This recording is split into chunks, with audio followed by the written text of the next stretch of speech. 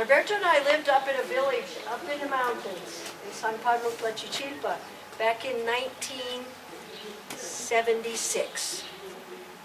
We were ministering in a little church there. After that, a little later,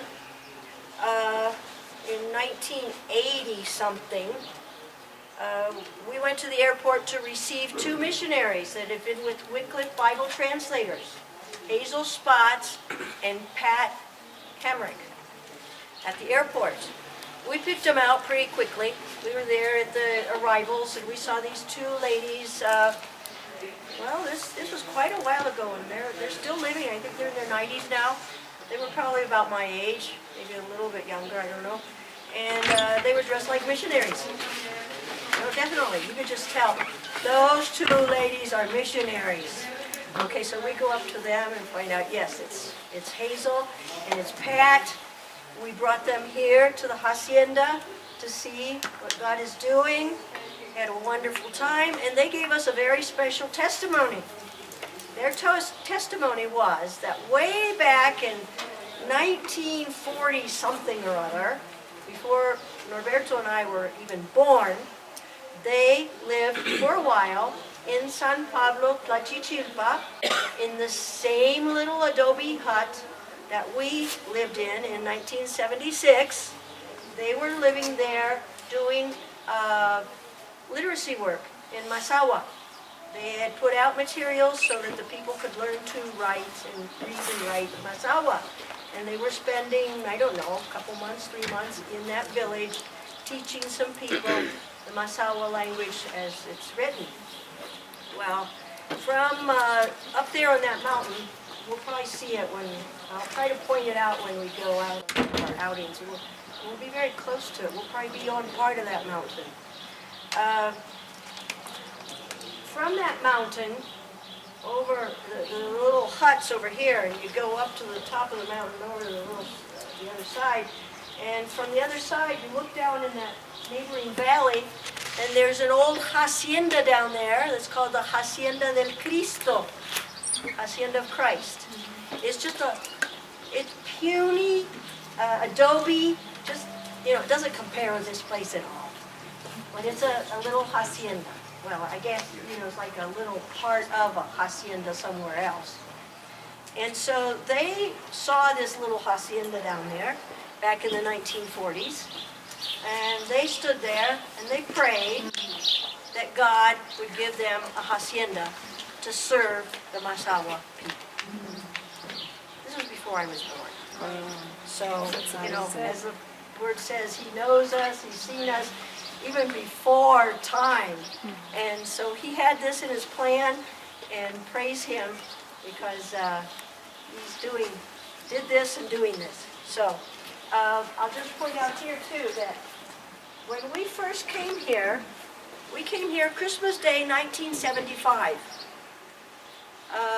And I also say that you hear so many stories, guidepost sort of things, and these are, wonderful. They're very inspirational, and we hear about these things that come about because of these very inspiring circumstances, that are, you know what I'm talking about, right? That we read these things and these, even angels appearing and all this, and I think they're wonderful. They're very inspiring. But the inspiration behind finding this place, the way God led us to this place, was not very inspiring. Christmas Day, 1975, my parents had come to see the newlyweds. We were married in July and August of 75.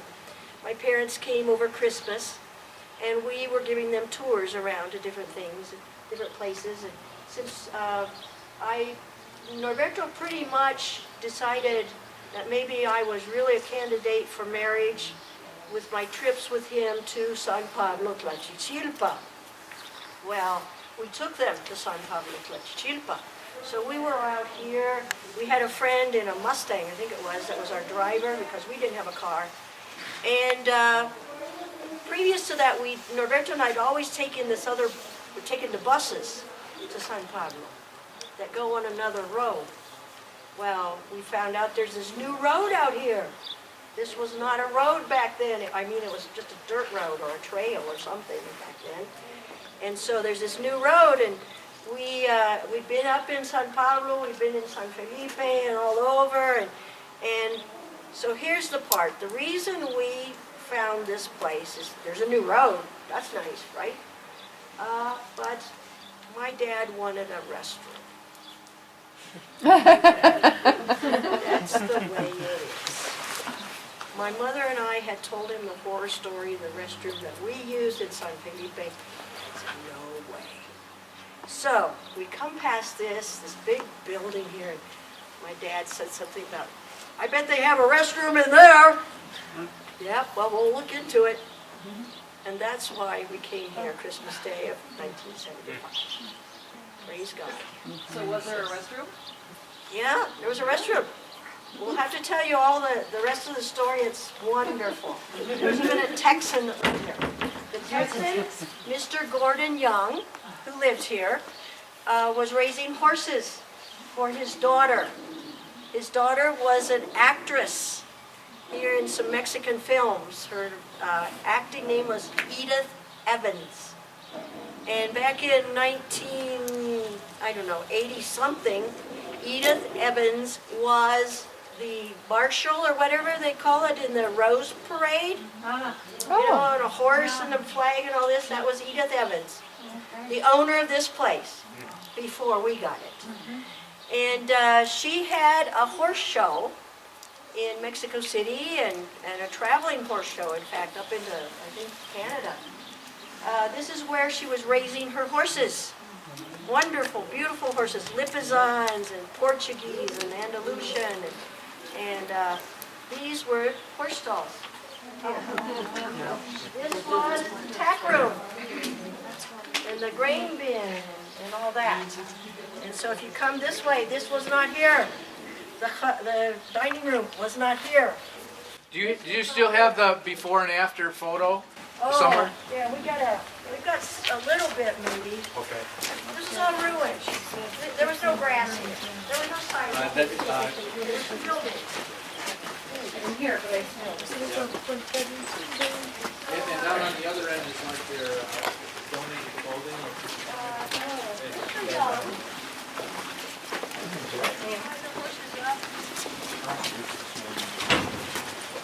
Did you go back and look for your Bible?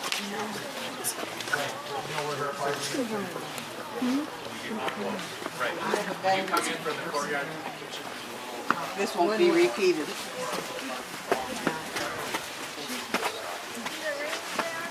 We spoke here the other day. They're rather high. Oh, yes. A ring with cement around it. So this is where Mr. Young would tie up his horses, and then he would exercise them out here in the ring and put them through their first steps so that they could be in this show and they knew how to dance and all this stuff. Well, on Christmas Day of '75, when we had, I think my dad had come to the bathroom, and then we went up into the tower here. From the tower of the church, you could see down in here very, very nicely. And I had not been in here yet. I don't remember if my dad went before or after. So we're up there on that roof and looking down in here. It was ruined. Everything was ruined.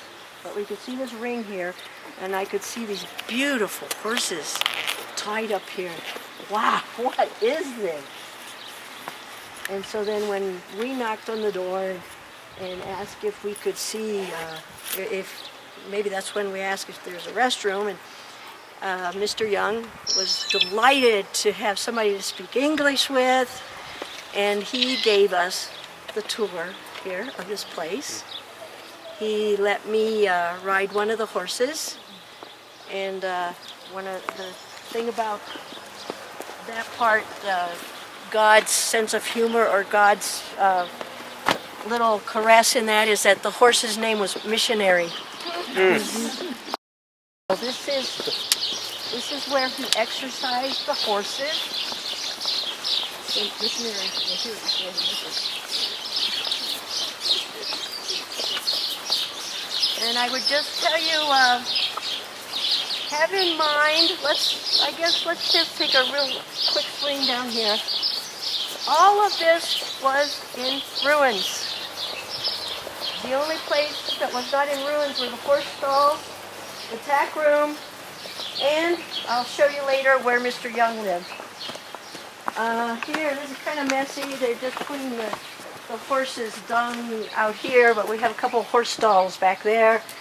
And we have some fig trees.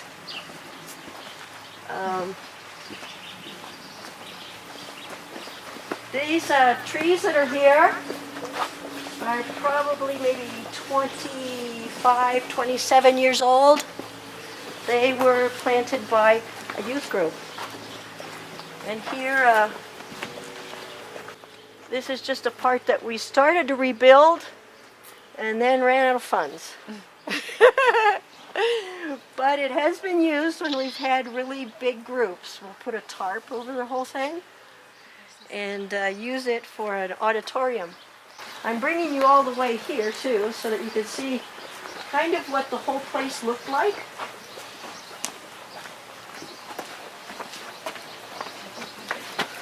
We put in a septic tank here. You know, so that's relatively new. That's for the sewage from the bathrooms. What's that? Oh, what's that? It's a metal thing. It's not a worm. It's not a snake.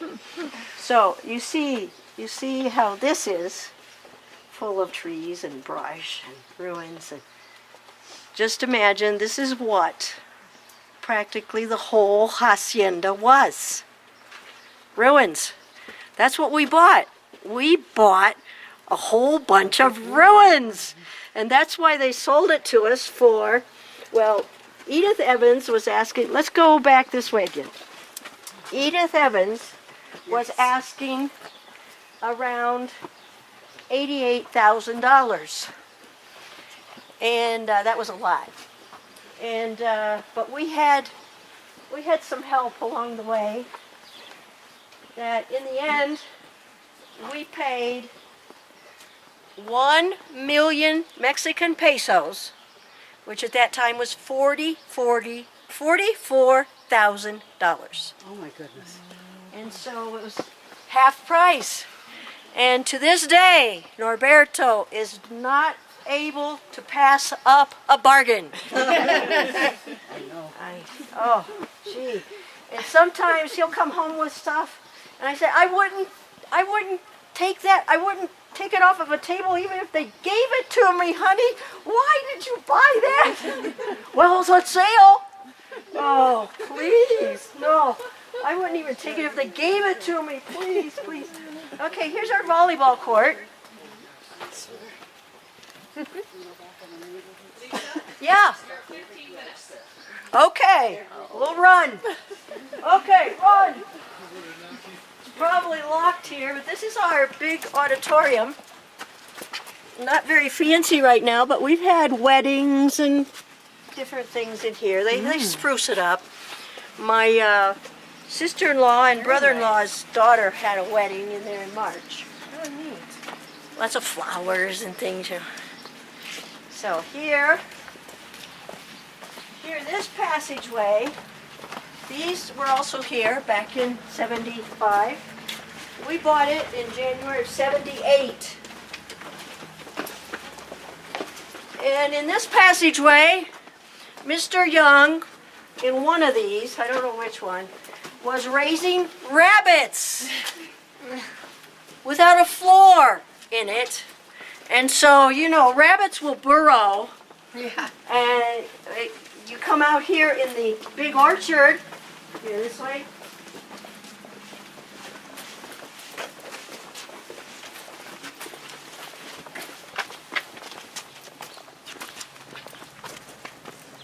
And you come out here in this big orchard. We call this the big orchard, and that's the little orchard, okay? The big orchard here, that was full of trees. There were trees here too, apple trees. But since he let his horses free in here, the young ones and maybe the mares, they liked apple tree bark. And so the apple trees died. That's why there are no trees here. But see our little white burro, isn't she cute? Our little white donkey. Very cute. You'll get to meet her. And over there we have 11 horses. And yeah, she's a sweetie. So, and I was saying about the rabbits that Mr. Young was raising in one of those buildings. In fact, he had at the end of the hall there rabbits, but in Spanish, conejos. And we still call this passageway the conejos. That's the conejos. So we asked the guys, oh, would you go out and check the heater in conejos? Or would you go put this in conejos? Or they know to swear, you know. So with those rabbits and raising them in one of these buildings here without a floor, a dirt floor. So you had rabbits out here too. Yeah, I mean rabbits all over. Oh, what cute bunnies. So, we signed the contract in 1978, January 20th, which was my dad's birthday. We bought up to here. There was a big wall here. Oh. We did not buy this part back in 1978. We bought this part in, I think it was 1983 or 1984. This small orchard and area where we have the office. Has anybody been this way yet? No. Yeah, no, of course. Yes. All right. Careful there. Just hold there, everybody. Thanks for showing us. We'll take a peek. Always find something to laugh at. Running short of time. In about 5 minutes. No, you're so fine. Really? Yeah. How much longer? We got 15. 15 minutes more. Oh my What do they goodness. say on TV? Okay, these are. This is Miguel. Ophelia. Okay, Ophelia. Okay, they're neighbors from a village over here in front. They came here with a big problem, and we're going to try to help them solve it. Buenos Vienen días. con un problema que vamos a ver si les ayudamos a resolver. Vienen de Estados Unidos, de muchos lados. Okay, here's our office. Now, Jovita does a pretty good job with English. So, you need something? Where is Jovita? She was there this morning. I'm sure she's in the restaurant. Yeah, there's Jovita. Jovita. Saluda a los. Hola. And the rest of our people here are new people that have volunteered this week to help us out. You guys, a pastor, his wife, and his brother. And, yeah. They're the ladies that came back with you. Okay, we had not bought this yet, but this was here. This is a very old adobe structure. Do you know how old they are, the buildings, the structures? Oh, the hacienda, the hacienda, the main, you know, all the walls and the old rock walls were from 1718. Like this here. And, of all things, we have a swimming pool. We actually have 2 swimming pools.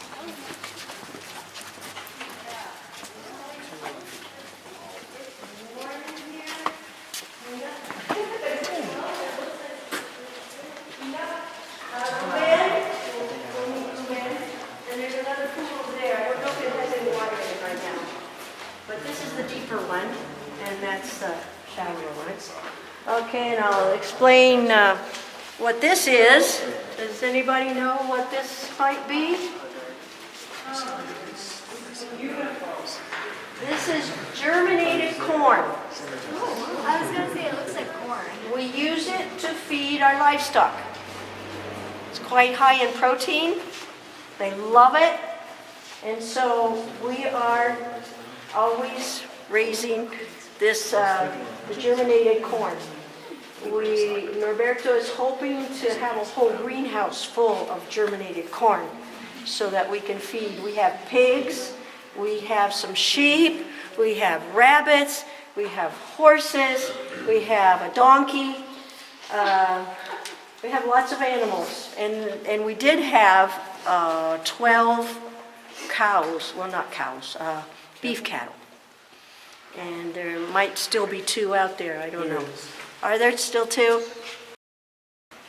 I saw it. You saw it, okay. 2 females. And but they're also going to probably be made into hamburger. I did not give them a name. Good. They have not become my friends. Oh, see you in heaven.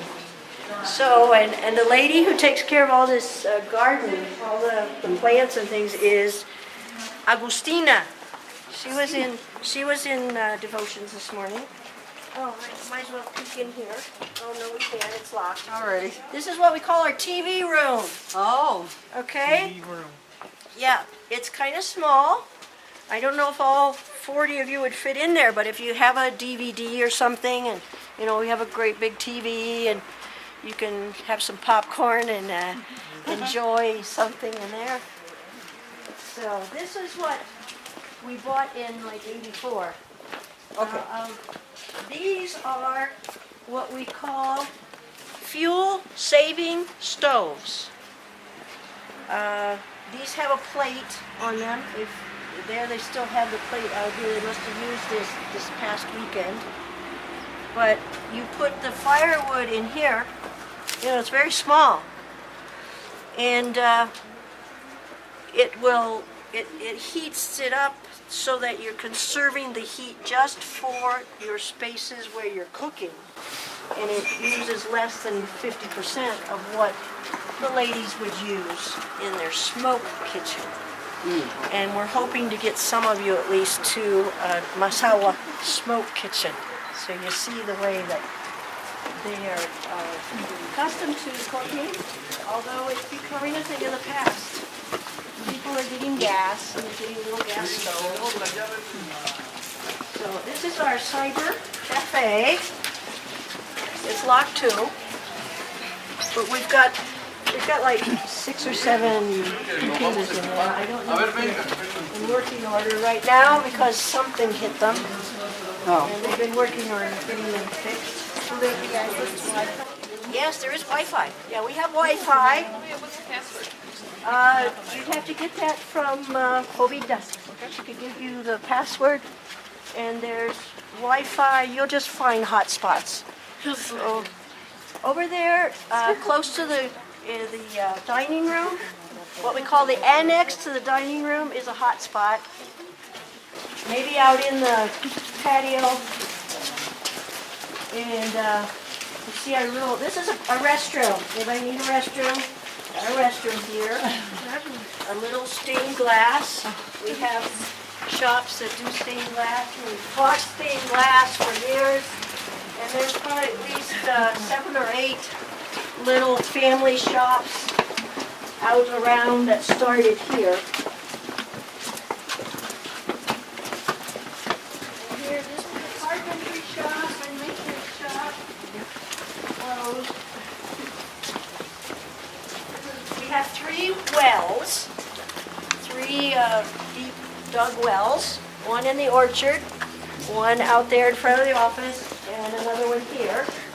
That's the holding tank that pumps the water, the pump pumps it up to there, and then gravity takes it everywhere. Wow. So you may not have a lot of pressure in your showers. That's a complaint of my kids. Oh, God. Yoshi would say, I'm so glad to get back home and be able to have a decent shower with pressure. Here we have some dormitories. This building here, and there's their bathrooms, toilets at the end of the hall. And this is a little place where, and it's locked. No, it isn't. Okay, come in here. Let's go up. Sorry.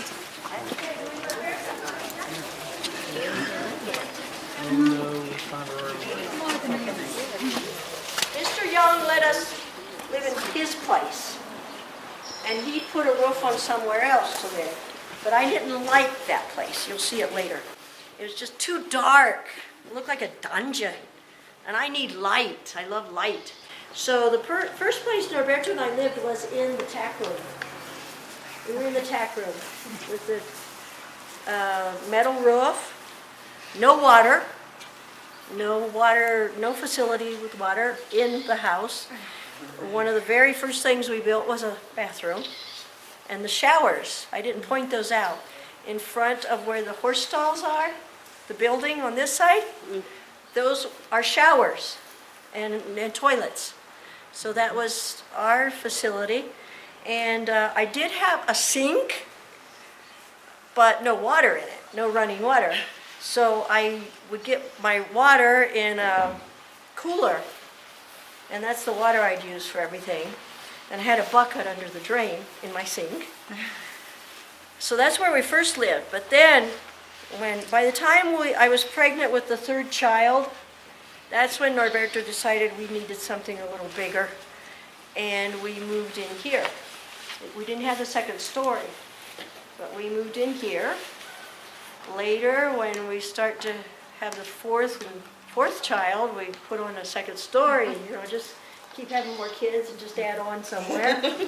So we lived in here for quite a while. And now it's for camps. There are beds everywhere and bathrooms. Bathrooms there, beds. We can more or less comfortably accommodate 400 people. Oh, my goodness. Really? Oh, my goodness. We have had, at one time, 700 people here. No. Awesome. Yes. On one occasion, we had 500, and we did not have facilities for 400. We must have had facilities for maybe 200. But what we did, it was a convention of Mazahua churches. Really? Yeah, they had 500 people here. And what we did is where I showed you, where now we have some horses, where that auditorium just has a floor, and you saw a wall in there. There used to be this little building in there, and we filled that up with straw. We made one super straw mattress, and that's where I don't know how many people slept, So and when we had the 700 people, I think we had a lot of kids. And so in our single beds and our bunks, you double up. Double up, so you could have 700 people in here.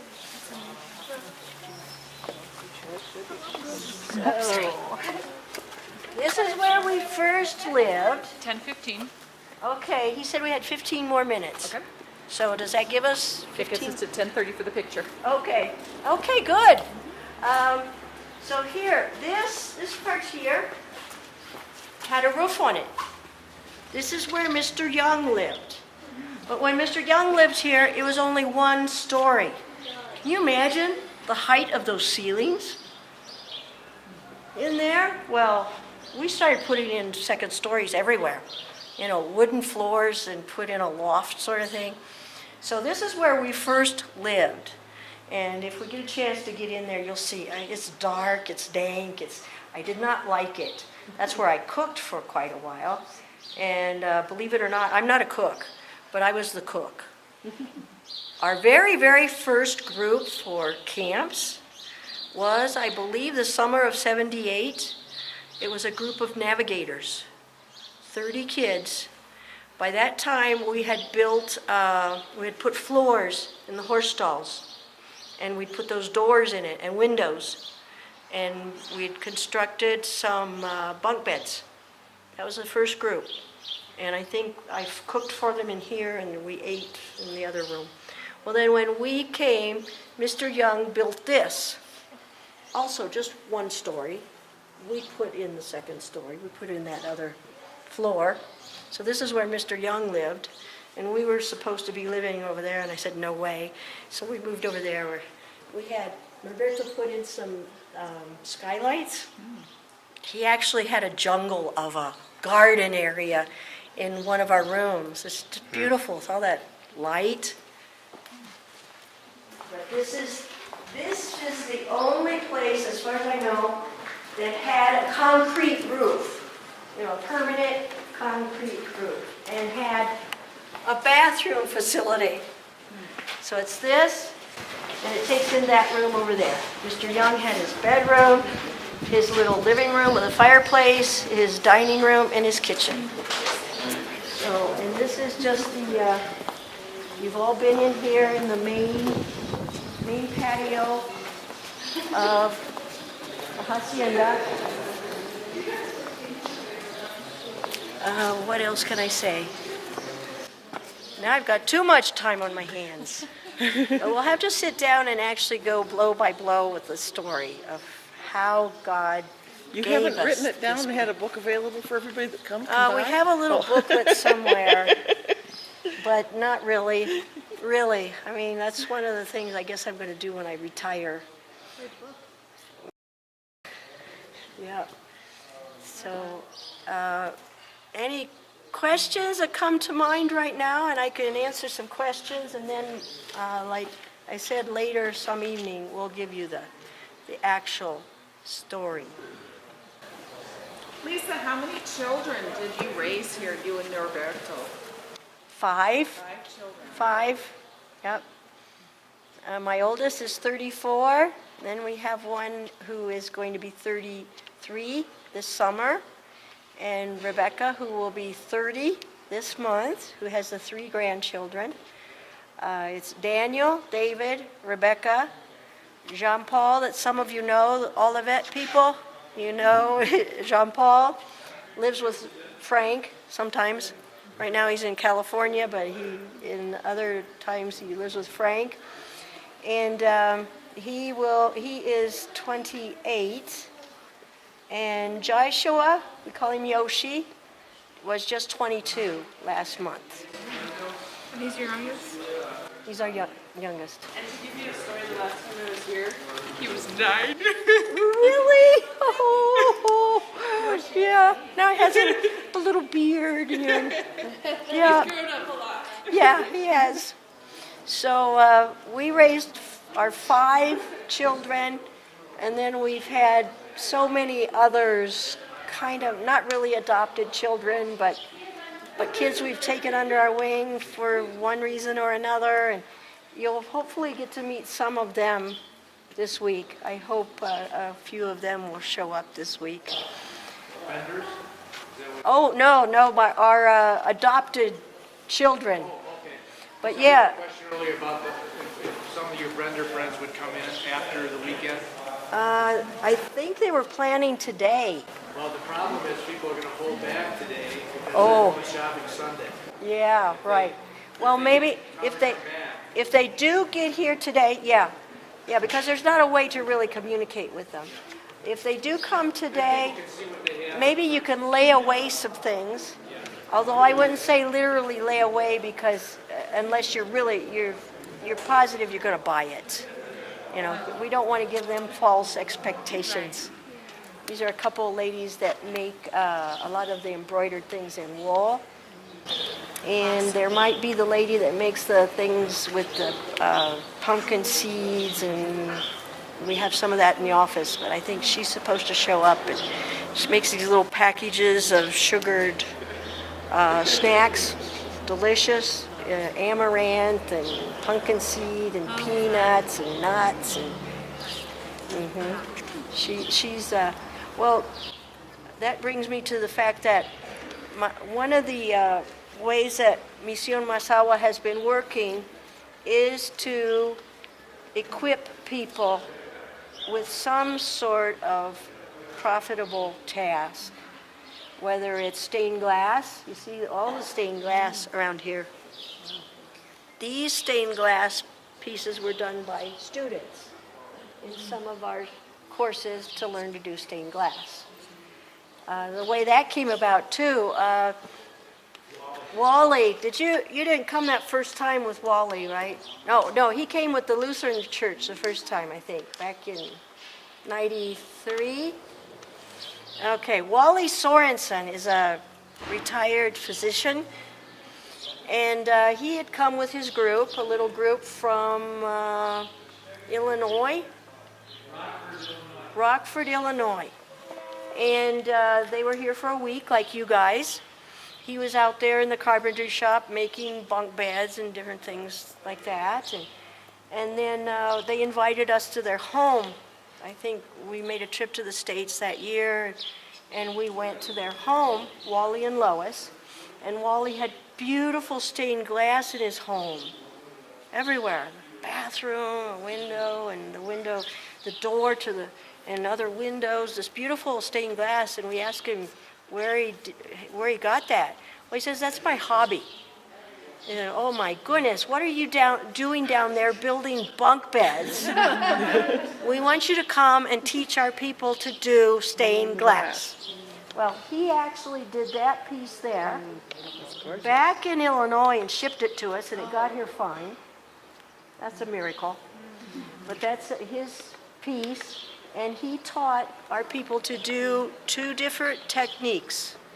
This technique is with the lead cane around it, and then there's the other one that's copper foil.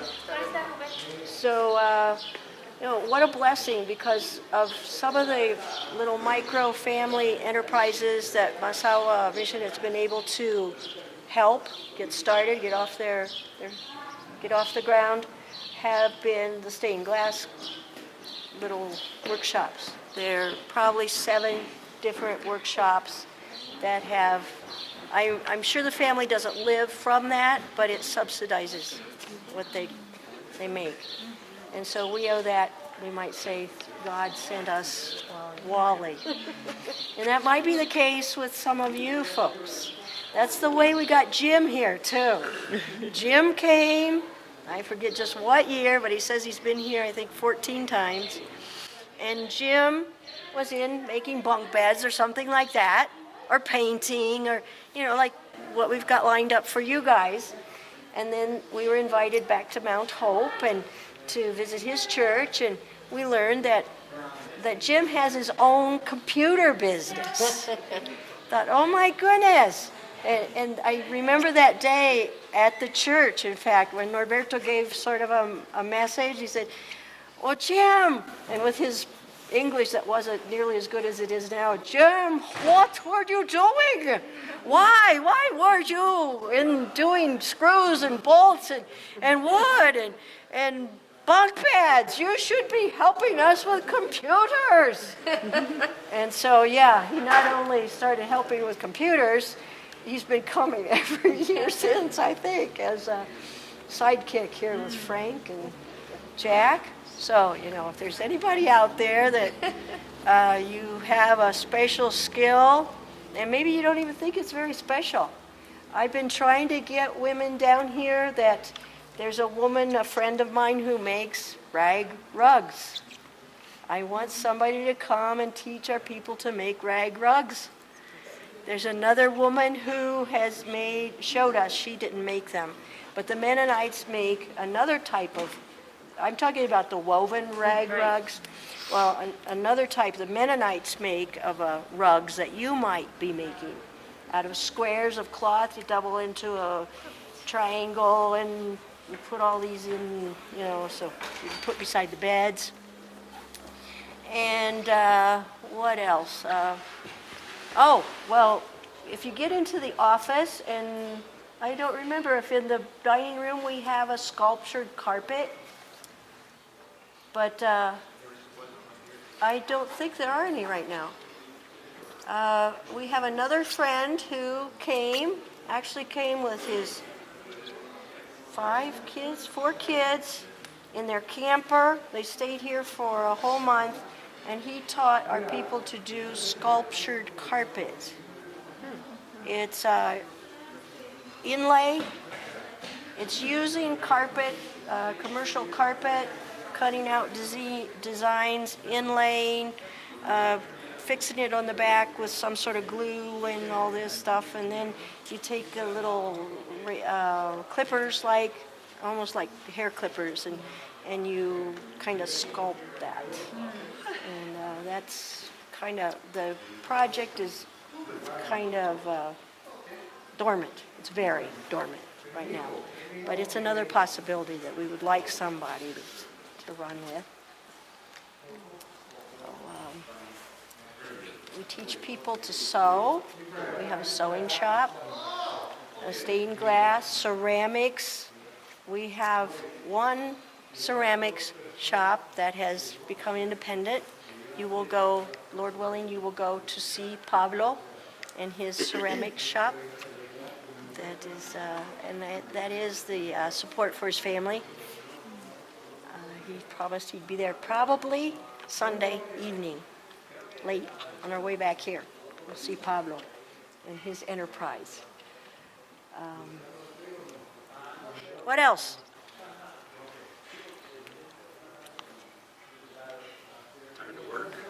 Time to work? Time to get your picture? So, thank you for coming. And hopefully, I know I have some repeaters here in the crowd, and I hope that most of you will be repeaters, that you just can't get enough with one time. You come back again and again. So squishy.